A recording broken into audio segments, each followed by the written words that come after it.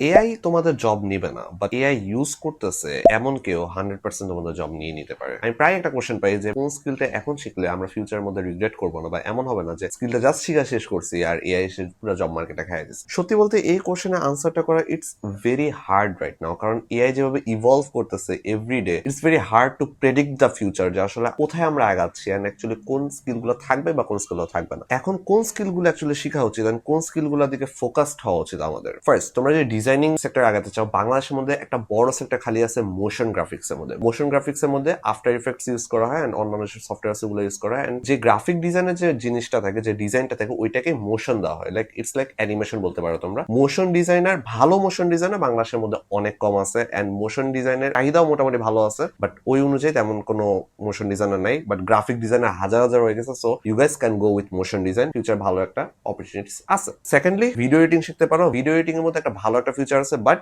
Video editing এর মধ্যে যে ফিউচারটা আছে ওইটাকে গ্র্যাব করতে হলে তোমাদেরকে অ্যাডভান্স লেভেলে ভিডিও এডিটিং শিখতে হবে। ওই নর্মাল লেভেলে যেখানে ক্যাপকাট দিয়ে হালকা হালকা হালকা করে যে এডিট আছে, ওগুলো শিখে আসলে তোমরা অত ভালো একটা রেজাল্ট পাবা না, মানুষ ওইটার জন্য অত একটা পে করবে না।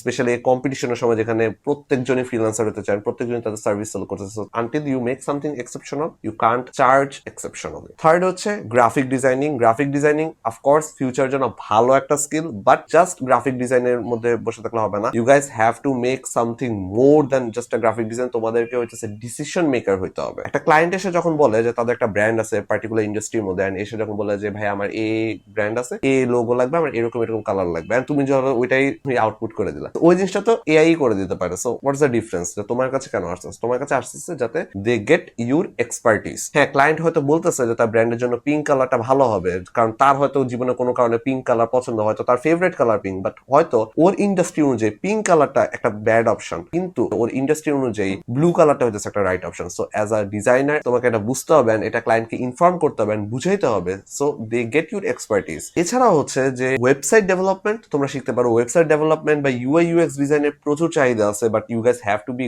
Good at it. অ্যাভারেজ হইলে এআই এর সময় এখন কারেন্টলি অ্যাভারেজ যারা আছে ওদের অ্যাকচুয়ালি তেমন একটা ভ্যালু নাই। So you guys have to be exceptionally good at it. UI UX শিখতে পারো, ওয়েবসাইট ডেভেলপমেন্ট শিখতে পারো, ফ্রন্ট এন্ড ব্যাক এন্ড এগুলো শিখতে পারো। আমার ওয়েবসাইট ডেভেলপমেন্টে অত একটা আইডিয়া নাই, but I know people who make thousands of dollar each month from website development and এই সেক্টর থেকে। ইয়েট অনেকে বলতেছে যে এআই দিয়ে ওয়েবসাইট বানায় ফেলা যায়, বাট এআই দিয়ে যে ওয়েবসাইট বানানো যায় it's not functionable and it's not scalable. So প্যারা নিয়ে লাভ নাই। বাট হ্যাঁ, তোমাদেরকে exceptionally good amount of time এখানে ইনভেস্ট করতে হবে।